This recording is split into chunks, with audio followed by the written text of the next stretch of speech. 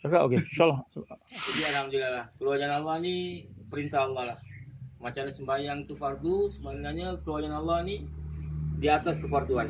Jadi orang ustaz ada, masjid ada, ustazah ada, madrasah ada, hafiz Quran ada, ini semua sebab apa?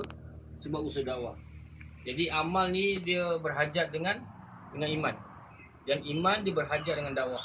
Ada dakwah, maka adalah iman. Bila ada iman, maka datanglah amal. Jadi barulah apa hidup masjid, surau, madrasah, semua dengan sebab pengorbanan dakwah. Jadi dakwah ni memang perkara asas yang paling penting untuk bina agama dan kehidupan kita yang seluruh alam insya-Allah. Tazkir. 4 bulan insya-Allah. 4 bulan. 4 tahun, 40 hari, 3 hari setiap bulan. Azam 4 bulan. 4 bulan tau, insyaAllah. Allah terima insyaAllah. Allah kabul semua, insyaAllah. Jazakallah khair.